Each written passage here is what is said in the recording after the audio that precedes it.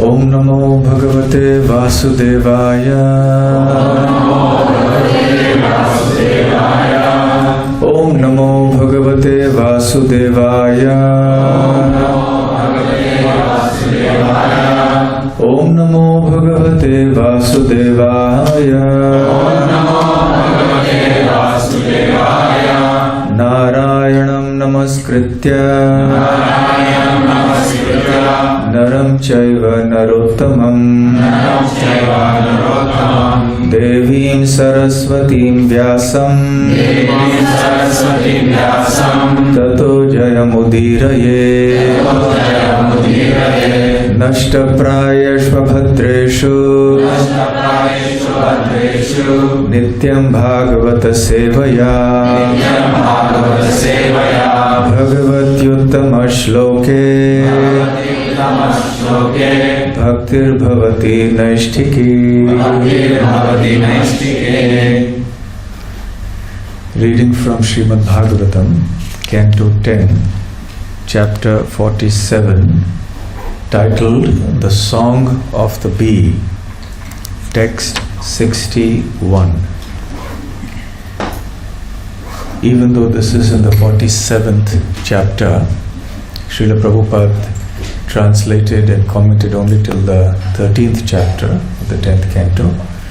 But this particular verse also appears in the Chaitanya Charitamrita. So the word-for-word meanings and the translations have been taken from Srila Prabhupada's Chaitanya Charitamrita. Asam, aho, charana, Renu, Jusha, Aham, Syam, Vrindavane, Kim Api, Gulma, Lata, Oshadhina, Ya, Dustyajam, Svajanam, Aryapatham, Cha, Hitva, Bhejuhu, Mukunda, Padavi, Shrutibhihi, Vimridyan.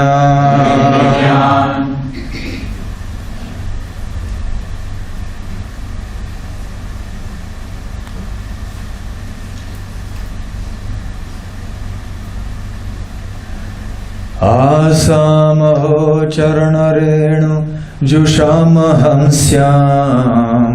Asamaho charanarenu jushamaham syam. Vrindavane kimapi gulmalataushadhinam. Vrindavane kimapi gulmalataushadhinam. Yadustyajam svajanamarya patham chahitva. Yadustyajam svajanamarya patham chahitva. Bhejur mukunda padavim shrutibhir vimrigyam. Bhejur mukunda padavim shrutibhir vimrigyam. Asamaho charanarenu jushamaham syam. Asamaho charanarenu jushamaham syam. Vrindavane kimapi gulmalataushadhinam. Vrindavane kimapi gulmalataushadhinam. Yadustyajam svajanamarya patham chahitva. Yadustyajam Bhejur mukunda padavim shrutibhir vimrigyam. Bhejur mukunda padavim shrutibhir vimrigyam. Asamaho charanarenu jushamaham syam. Asamaho charanarenu jushamaham syam. Vrindavane kimapi gulmalataushadhinam. Vrindavane kimapi gulmalataushadhinam. Yadustyajam svajanamarya patham chahitva. Yadustyajam svajanamarya patham chahitva. Bhejur mukunda padavim श्रुतिभिर्विमृग्याम्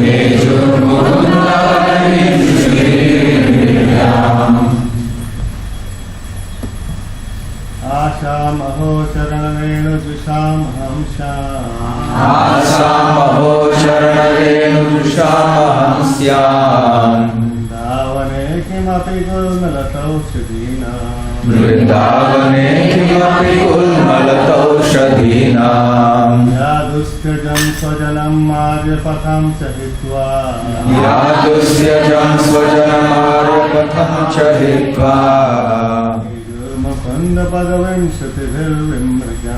मेयुर्मुकुन्दपदवींश्रुतिभिर्विमृग्याम् आशामहो चरणरेणुजुषामहं स्याम् आशामहो चरणरेणुजुषामहं स्याम् वृन्दावने किमपि गुल्मलतौषधीनाम् वृन्दावने किमपि गुल्मलतौषधीनाम् यादुस्त्यजं स्वजनम् आर्यपथं च हित्वा यादुस्त्यजं स्वजनमार्यपथं च हित्वा मेजुर्मुकुन्दपदवीं श्रीविधिं विद्याम् मेजुर्मुकुन्दपदवीं श्रुतिभिर्विमृग्याम् आशामहो चरणरेणुजुषामहं स्याम् आशामहो चरणरेणुजुषामहं स्याम् वृन्दावने किमपि गुल्मलतौषधीनाम् वृन्दावने किमपि गुल्मलतौषधीनाम् यादुश्चजं स्वजनम् आर्यपथं च हित्वा यादुस्त्यजं स्वजनमार्यपथं च हित्वा मेजुर्मुकुन्दपदवीं श्रुतिभिर्विमृग्याम् मेजुर्मुकुन्दपदवीं श्रुतिभिर्विमृग्याम् Mataji.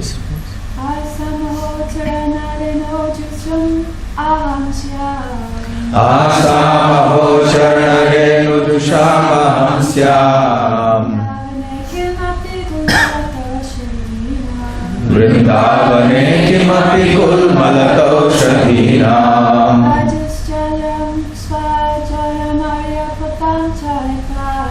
यादुस्त्यजं स्वजनमार्यपथं च हित्वा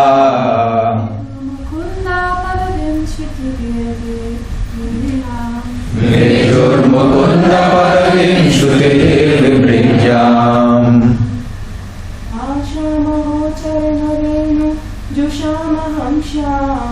आसामहो चरणरेणुजुषामहं स्याम् वृन्दावने किमपि गुल्मलतौषधीनाम्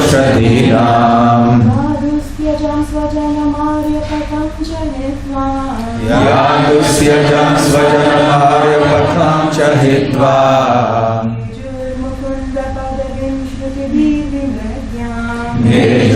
मेजुर्मुकुन्दपदवीं श्रुतिभिर्विमृग्याम्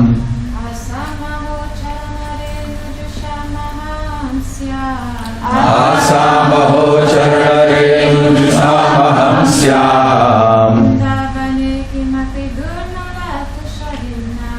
वृन्दावने किमपि गुल्मलतौषधीनाम्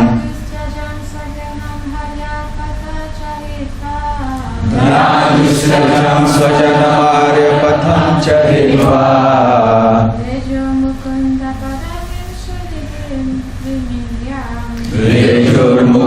मेजुर्मुकुन्दपदवीं श्रुतिभिर्विमृग्याम् Asam of the gopis, Aho,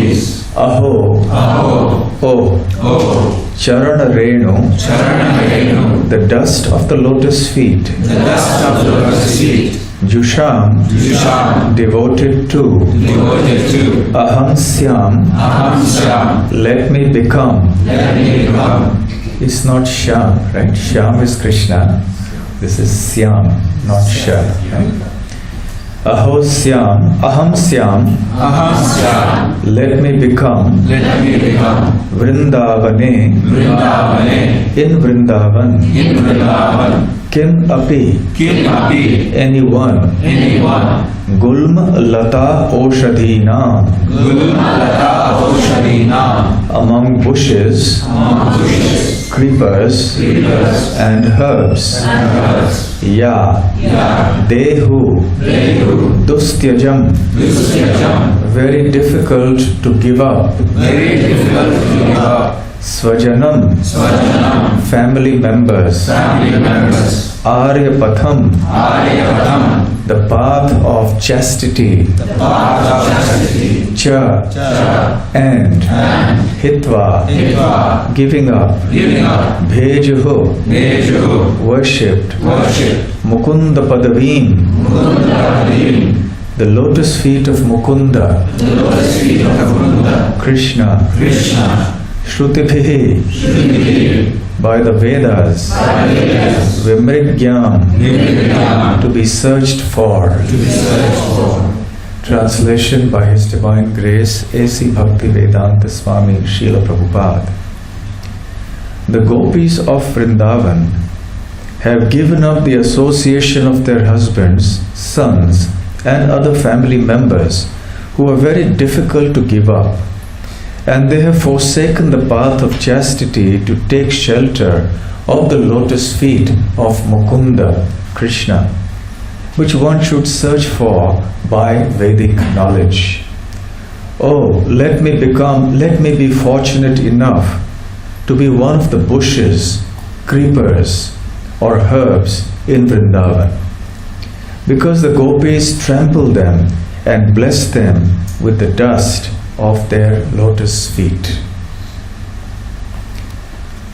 Om Ajnanatimirandasya Jnananjana Shalakaya Chakshurunmilitam Yena Tasmai Shri Gurave Namaha Shri Chaitanya Manobhishtam Sthapitam Yena Bhutale Swayam Rupa Kadamahyam Dadati Swavadantikam Vandeham Shri Gurum Shri Yuttapada Kamalam Shri Gurun Vaishnavamscha Shri Rupam Sakrajatam Sahagana Raghunathanvitam Tam Sajivam Sadvaitam Savadutam Parijana Sahitam Krishna Chaitanya Devam Shri Radha Krishna Padan Sahagana Lalita Shri Vishakhanvitamscha Nama Om Vishnu Padaya Krishna Presthaya Bhutale Srimate Bhaktivedanta Swami Niti Namine Namaste Saraswate Deve Gauravani Pracharine Nirvishesha Shunyavadi Paschatya Deshatarine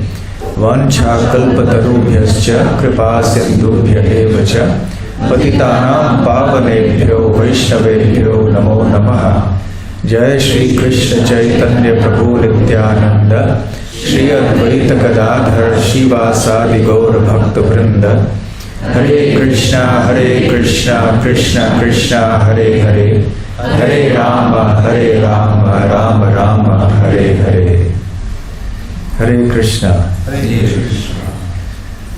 The topic for this morning and tomorrow morning is the glories of Uddhava. This verse in the 47th chapter of the 10th canto of the Srimad Bhagavatam has been spoken by Uddhava, and it's a very famous verse from the Srimad Bhagavatam, and one for which we actually remember Uddhava more than probably for anything else, including the Uddhava Gita. So before we come to this, let's see why it is that Uddhava is so special. First of all, of course, Krishna is very pleased when the glories of his devotees are discussed. Krishna loves his devotees dearly, and he wants his devotees to be praised and glorified. Actually, in the definition of devotional service, when Srila Rupa Goswami says that it is the favorable service rendered to Krishna, he explains that the word Krishna includes everything connected to Krishna, which means his devotees also in particular. So the process of glorification of the devotees, the exalted devotees of Krishna, is as good as and equal to, in fact, even better than the glorification of Krishna, because this pleases Krishna even more. And furthermore, there is no question of glorifying the devotees without glorifying Krishna, because the glorification of the devotees includes the glorification of Krishna, and vice versa. So Uddhava, of course, is one of the most exalted devotees in the Vrishni dynasty in Dwarka. He is considered the best devotee in Dwarka. Much has been said about him in different places in the scriptures.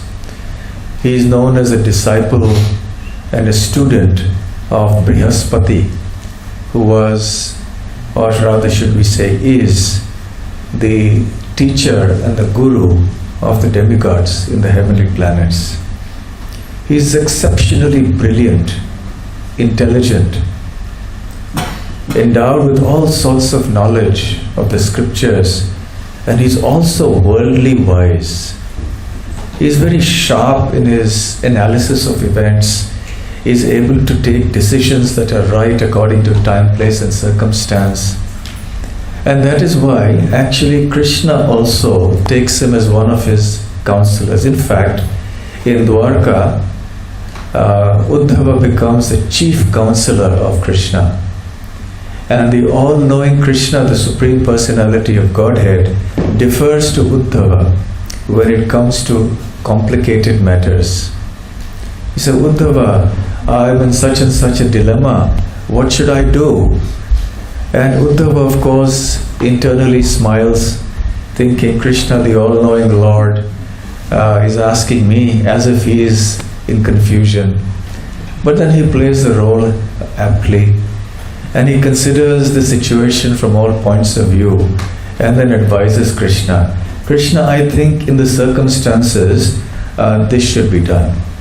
If such and such is done, then this is the problem. If that is done, this is the problem. But considering overall everything, Krishna, I think you should do this. And then Krishna said, yes, you're right. Uddhava, you're very smart, you're very sharp. So he is a chief counselor for Krishna in Dwarka, and that's saying something. He also is a cousin of Krishna, the paternal cousin. He is the son of Devabhaga, who is one of the brothers of Vasudeva, who is the father of Krishna. Because Krishna is the son of Vasudeva, so he is called Vasudeva. So being a paternal cousin of Krishna, he is also related to him very intimately. Another interesting fact about Uddhava is that he very closely resembles Krishna in physical appearance, even in clothing and also in mannerisms. So much so that he was frequently mistaken for Krishna. So he's practically like his twin brother. And above all, of course, Uddhava is known to be a great devotee of Krishna, an exalted devotee. In the Brihad Bhagavatamrita, the magnum opus of Srila Sanatana Goswami, there is a hierarchy, so to speak, in terms of exaltedness of devotees. And the hierarchy goes something as follows. Of course, it is not all-inclusive. There are unlimited exalted devotees of Krishna, unlimited Mahajans. But Sanatana Goswami mentions some amongst them. He starts by talking about Indra. Says, Indra is a devotee, but not so much a pure devotee. Higher than Indra is Brahma. Brahma is a pure devotee. Higher than Brahma is Lord Shiva, very exalted devotee. But higher than Lord Shiva is Prahlad, who loves the Lord in the Shantaras. And higher than him is Hanuman, who loves the Lord in Dasyaras, the spirit of friendship, of servitude. And then higher than Hanuman are the Pandavas, who love Krishna and especially Arjuna in the mood of friendship, Sakhyaras. Higher than the Pandavas are the Yadavas, the Yadus of Dwarka, whose love for Krishna is a little more intimate, even though it's in the brotherly mood, in the mood of friendship, but it is more intimate than that of the Pandavas. Amongst the Yadavas, the greatest devotee is Uddhava. Higher than Uddhava are the gopis of Vrindavan. And amongst the gopis of Vrindavan, the highest is Srimati Radharani. So that's the hierarchy of the greatestest of all the devotees. This is called Taratamanyai, the good, better, best. But on the spiritual realm, and especially in the realm of pure devotion, the word best somehow is defeated, because you have bested than the best, bestest of the bestest of them all. That perfection has no limits in the spiritual world, and especially when it comes to the devotees of Vrindavan, the word best falls short. Perfect falls short. There's more perfect, there's most perfect, and so on and on and on and on. So in this bewildering display and exhibition of perfection, ultimate perfection, Srimati Radharani is the crown jewel, the crest jewel of all. The gopis, of course, are after Radharani, the Brajabasis too. But next to the devotees of Braja is Uddhava. And that is saying something, because the love of the residents of Vrindavan for Krishna is unparalleled, unequaled. No one can compare to that. But if you talk of anyone who comes close to that outside of Vrindavan, it's Uddhava. So we can understand how glorious Uddhava is. You can sit down. Those of you who want to sit, please come in. You can also come in. Standing for 45 minutes is going to be difficult. Please sit.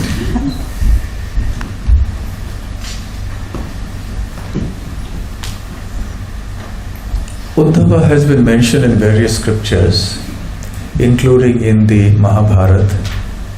We first find mention of Uddhava in the Mahabharata in connection with the wedding of Draupadi with Arjuna and the other Pandavas.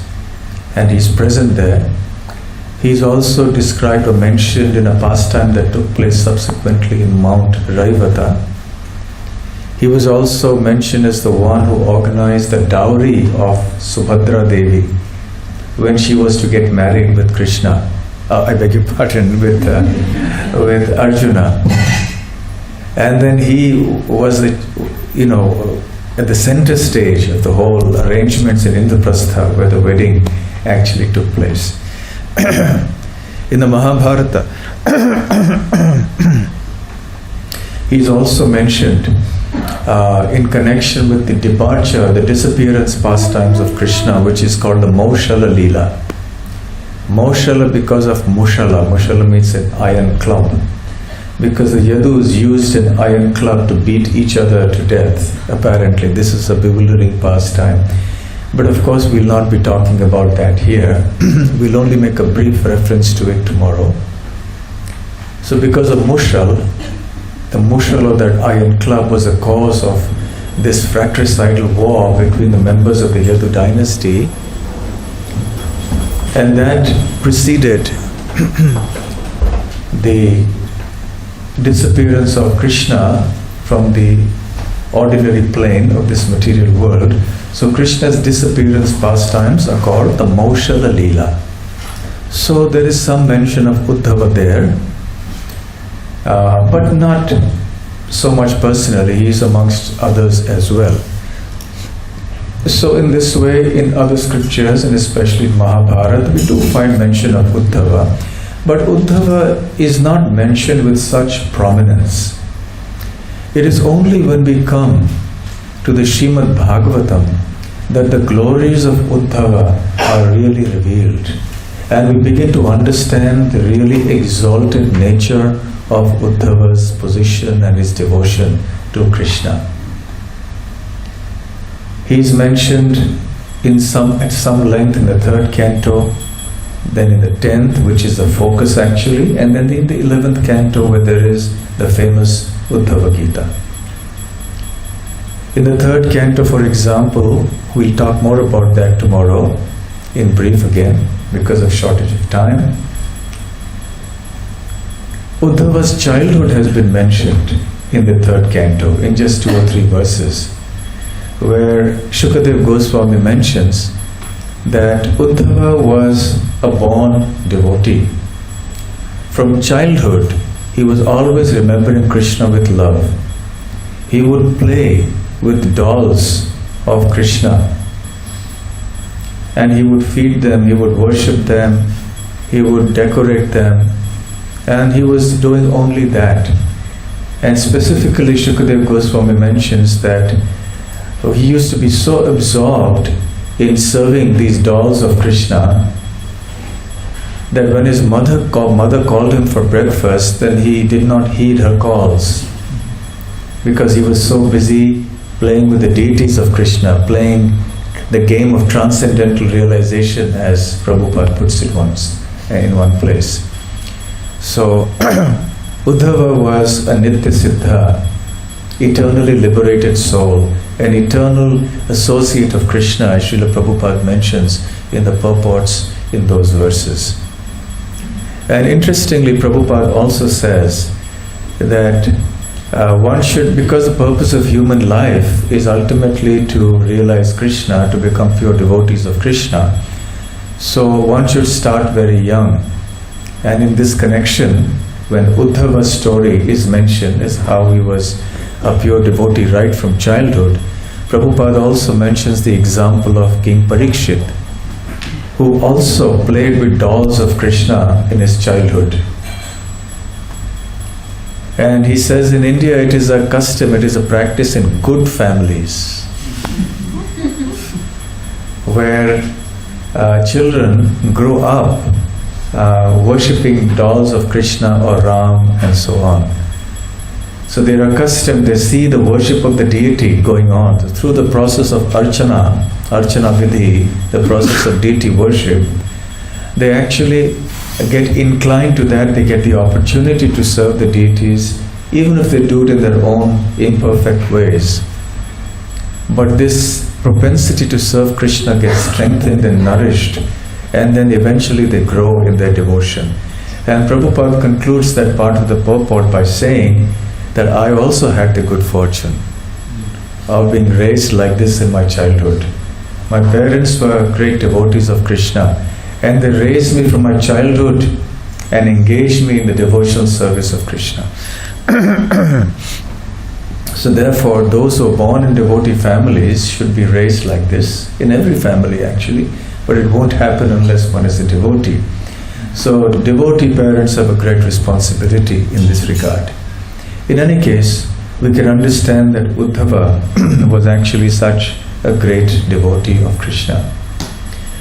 Now, in the 3rd canto, there is this discussion between Uddhava and Vidura, and as I said, we'll come to it tomorrow. But the main focus is actually on the 10th canto, in chapters 46 and 47, where Uddhava is chosen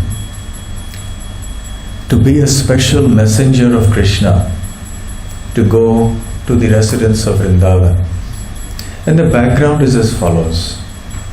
Before that, we note that, it's quite popular in the world of diplomacy, where someone wants to, let's say the government of one country wants to send a special message to the president or the minister of some other country. They send a very trusted person who is very competent, and they have a very secret mission or a message to deliver. So only very confidential and trusted people are selected for that. So you can understand the confidence that the government imposes in that person by the fact that he or she has been chosen to be the messenger. Similarly with Uddhava, he was chosen to be the messenger of Krishna. And why so? Because Krishna was thinking about the Brajabasis always, and he was concerned about their mood of separation and how sorrowful they were in separation from Krishna. When Krishna departed from Vrindavan and he came to Mathura, in the Krishna book, Srila Prabhupada mentions that actually even though Krishna came to Mathura, it is said that Krishna never leaves Vrindavan. Vrindavanam parityaja padamekam nagacchati. That Krishna doesn't take one step out of Vrindavan. So how are we to understand this? And Srila Prabhupada mentions in the Krishna book that actually Krishna never left Vrindavan. He remained behind in his bhava expansion. And he continued there. But in his Vaibhava and Prabhava expansions, he came to Mathura as Devakinandan Krishna. So, of course, he's the same Krishna, but in a different mood. So now that Krishna had come here, he was in Mathura for some time. He stayed as a son of Devaki and Vasudeva, who were his real parents actually. Mother Yashoda and Nanda Maharaj were foster parents in one sense. Although we see that Mother Yashoda also had given birth to Krishna, so we'll probably be hearing more about that this evening and tomorrow evening.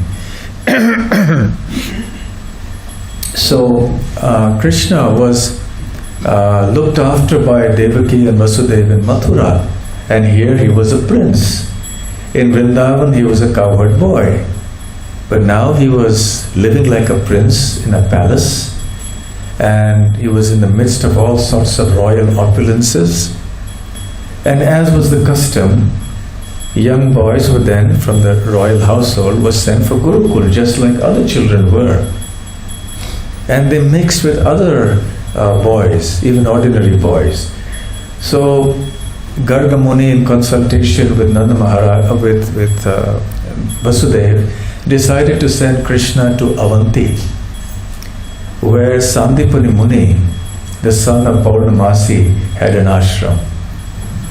So Krishna and Balaram both went there.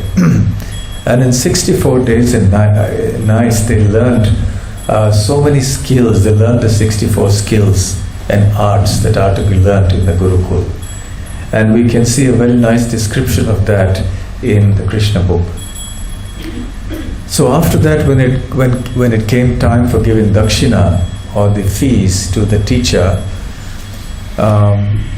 Sandipani Muni and his wife asked for their dead son to be brought back, because their son had somehow passed away from this world, and they were very grief-stricken because of that. And Krishna went and brought the son back. That's also a nice pastime. And Krishna obtained his Panchajanya conch shell as a result of this pastime. So anyway, that done, and Krishna's education now being completed, because he was very brilliant, very sharp. So what would take other children a long time to do, he and Balaram completed that education in a very short time. And they returned to Mathura. Now that Krishna was back in Mathura, he met Uddhava. And he said, "My dear Uddhava, I have a very special message and an assignment for you. Ever since I left Vrindavan, my mother and my father, Mother Yashoda and Nanda Maharaj, have been grieving in great separation from me. And even the other Brajabasis, especially the gopis of Vrindavan, have been lamenting very greatly. Please go and reassure them that I will return, that I am with them. And especially I am concerned not just about my parents, but also about the gopis of Vrindavan. Because these gopis have given up everything. They have given up their swajana, their relatives.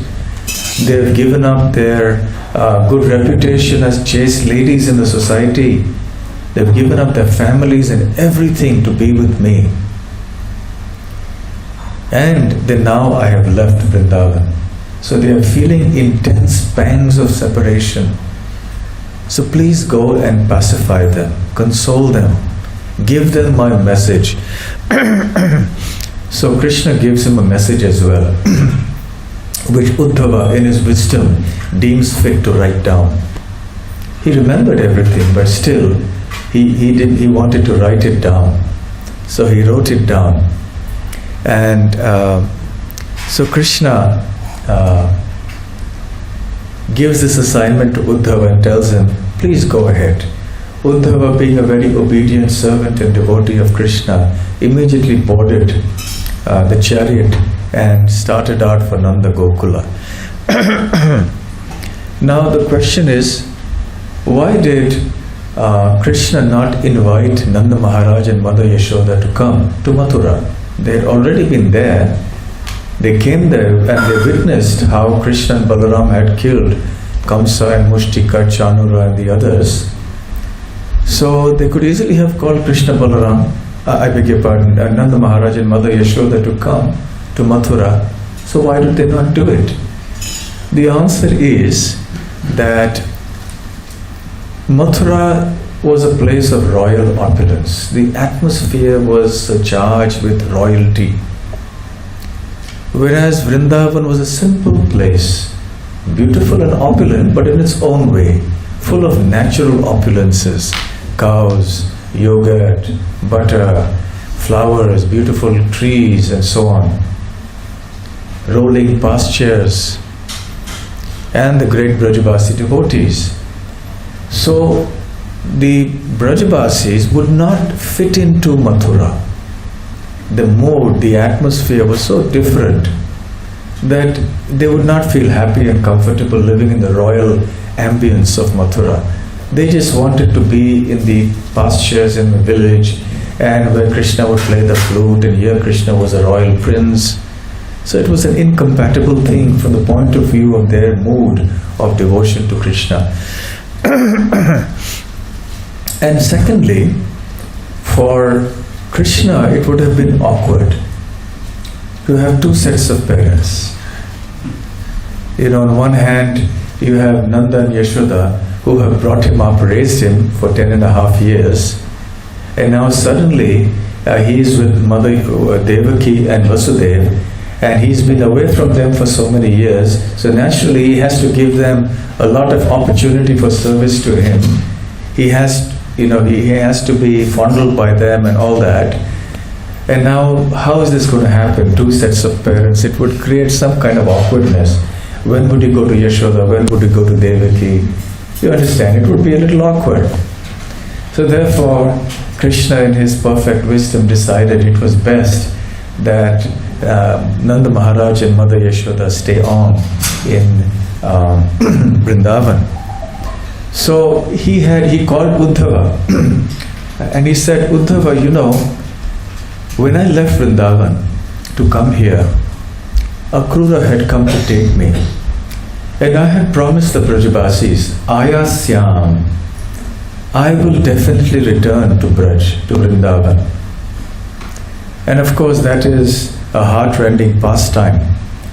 And when Krishna left from Vrindavan, the gopis in particular and the Brajavasis in general were very reluctant to let Krishna leave. And there are different places, different villages in Braj which have different names. For example, there's one name, that is one village that has a name called Shi. And the Shi comes from Shigram, which means very quickly.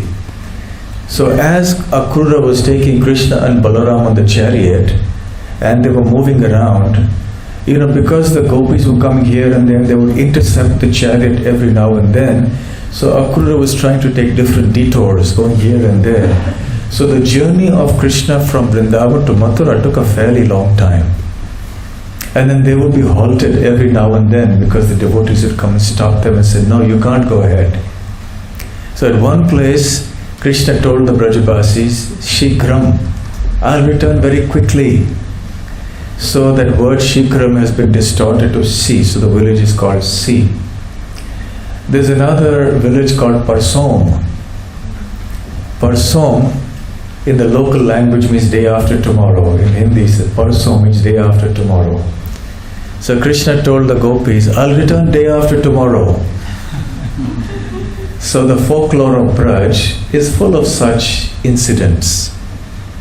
So in the Bhagavatam, in the 39th chapter of the 10th canto, we see Krishna reassuring the Brajavasis when they are heartbroken at his impending departure, because they suspect that he will never come back. And even Krishna going away for one day in the morning and coming back in the evening was bad enough for them.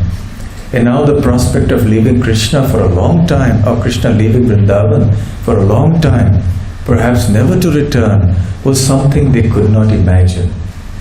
So Krishna said, Ayasyam, I will definitely come back. Then again, when Nanda Maharaj and Mother Yashoda had come to Mathura, and after Kamsa had been killed, Krishna had told them, Drashtum eshyamaha. He said, we meaning Krishna and Balaram, we will come to see you, Mother Yashoda and Nanda Maharaj, in Vrindavan. So Krishna had given a promise that he would come to Vrindavan.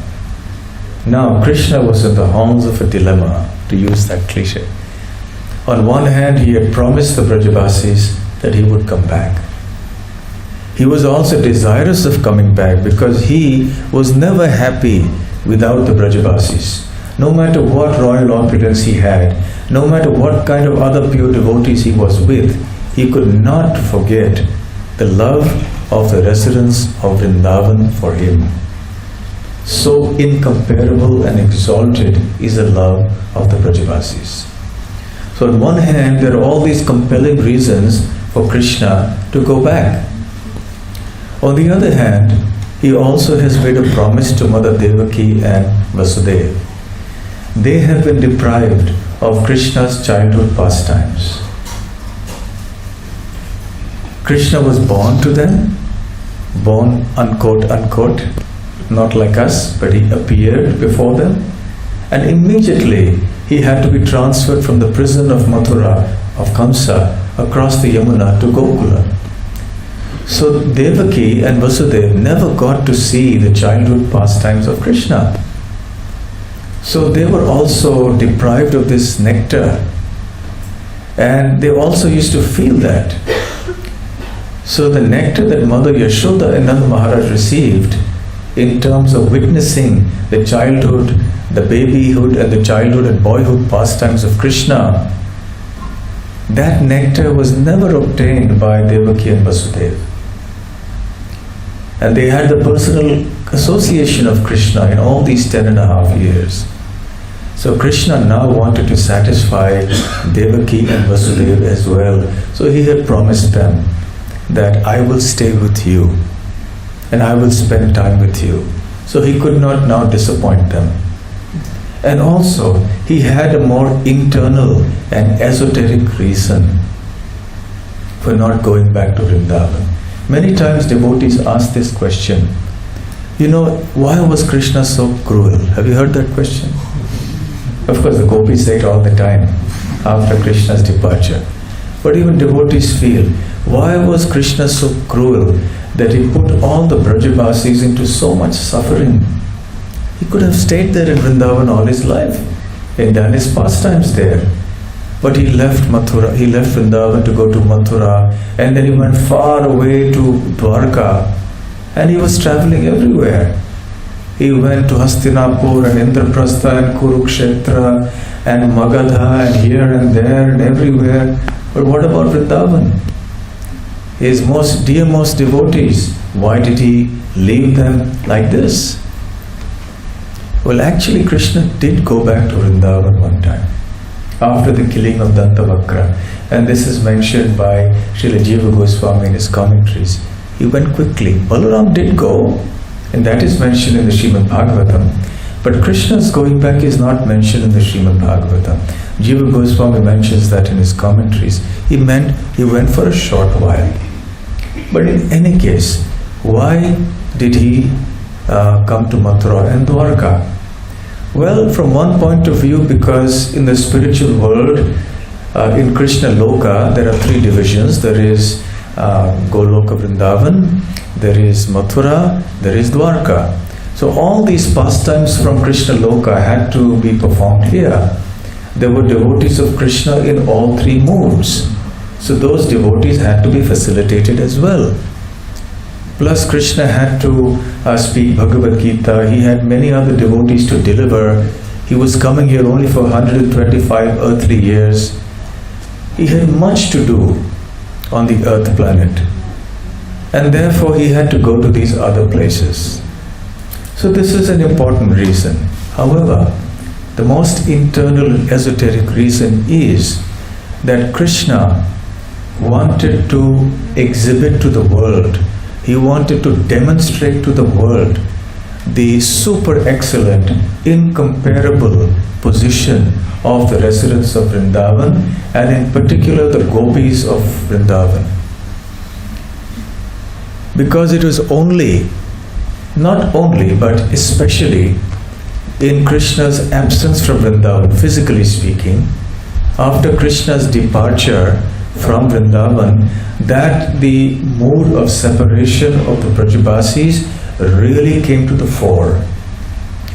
They would feel the mood of separation from Krishna every day, even when Krishna was living in Vrindavan, because he would leave every morning with the cows and his cowherd boys and go into the forest, and he would return only in the evening. The gopis were not permitted to go into the forest. Occasionally, of course, Krishna had these rendezvous with the gopis and Krishna that was secret in Govardhan and here and there. But otherwise, the other Brajabasis would not have so much opportunity to see Krishna. So there was the mood of separation even there. But that separation became intensified unimaginably more when Krishna left Vrindavan and came to Mathura. So Krishna wanted to demonstrate to the world the highest possible level of love for him. This is a very important point. He wanted to show to the world the pinnacle, the absolute pinnacle of pure devotional service to him. That there is no other devotion like that of the love of the gopis for him.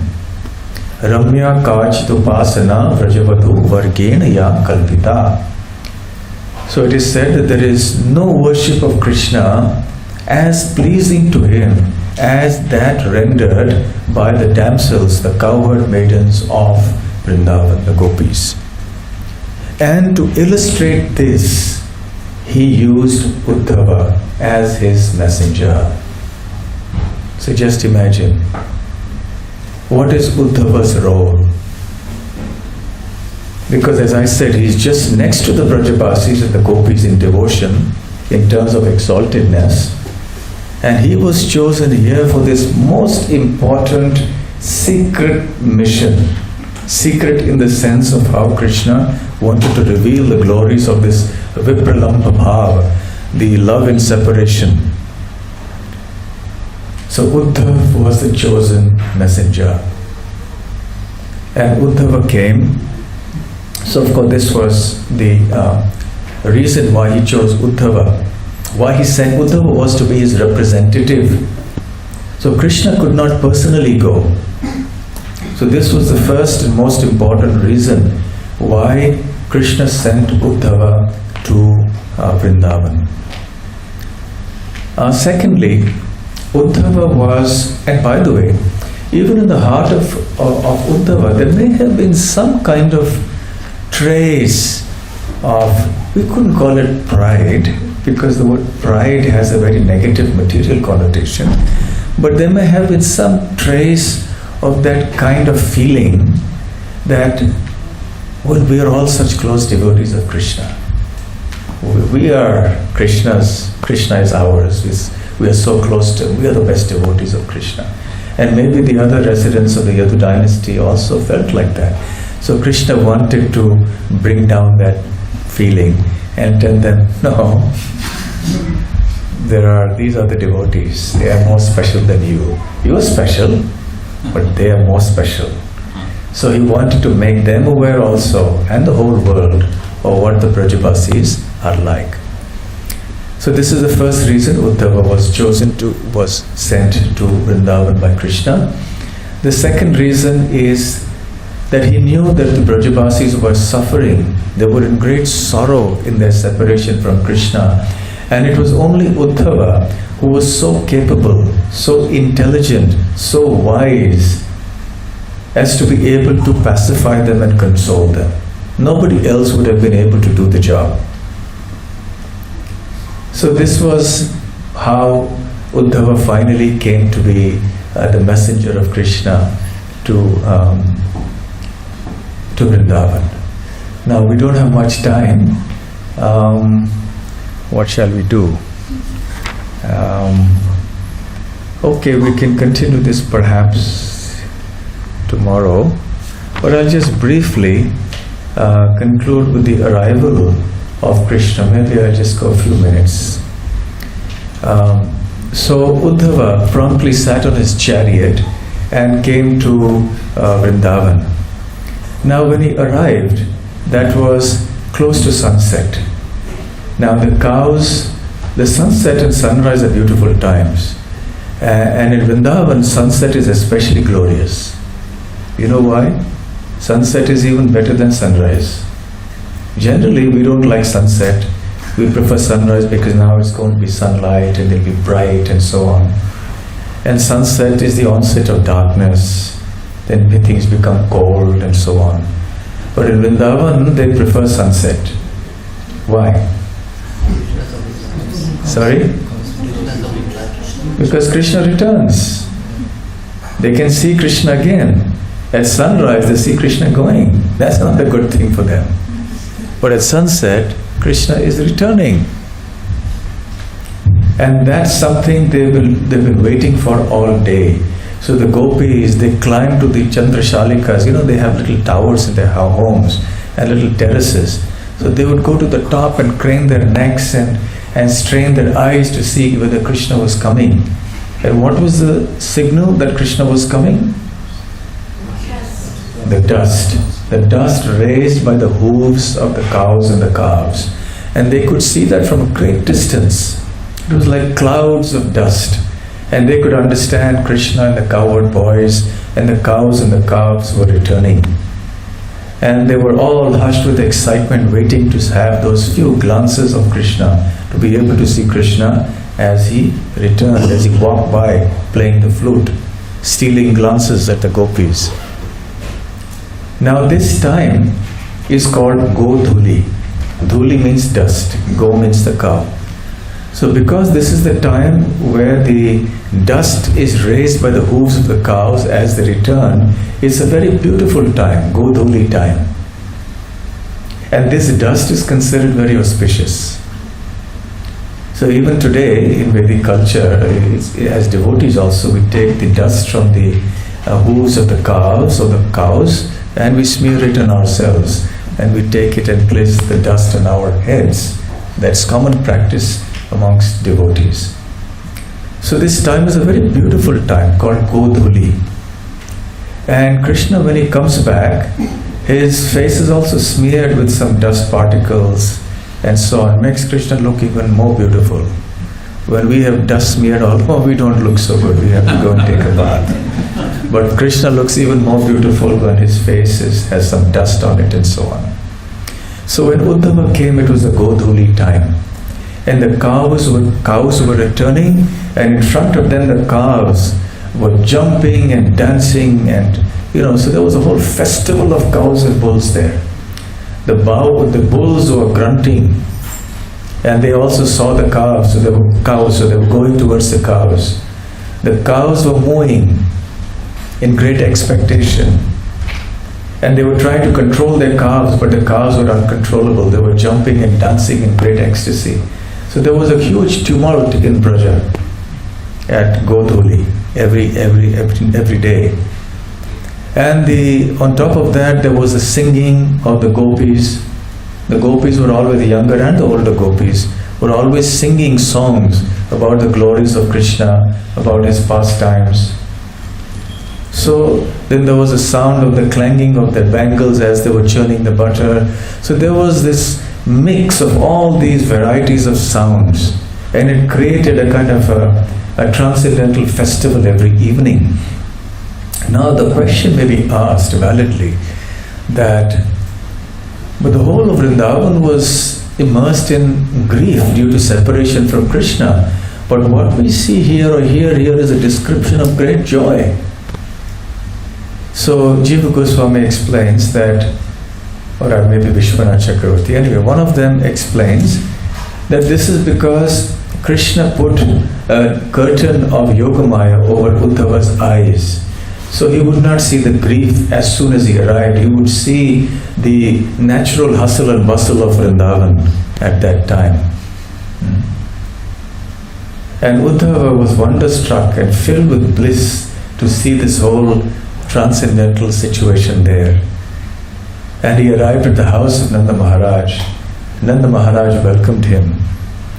And if you want to know what Nanda Maharaj said, and then after that what happened, then you'll have to come tomorrow morning here, same place, same time. So we'll stop here for just one or two questions, and then we'll end here. Any questions or comments?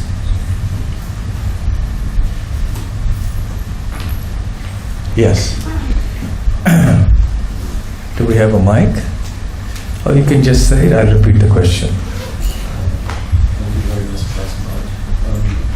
I've heard sometimes it's said that Uddhava is a Jnani Bhakta, but he has he's a pure devotee, you said.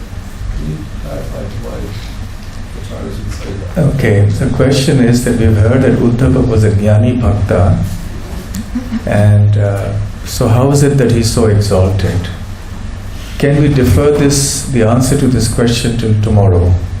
I would have liked to deal with it today, but we are running out of time, so we'll carry it forward to tomorrow. And if it's still not answered, please remind me.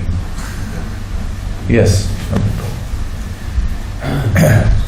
Uddhava is some Vatsalya Ras. It's like the cousin of Krishna. Uddhava is not Vatsalya. He's the Sakyaras. Sakya. Uddhava is in mood of friendship and equal. He's Krishna's same age, same appearance, like a counselor, like a friend, like that.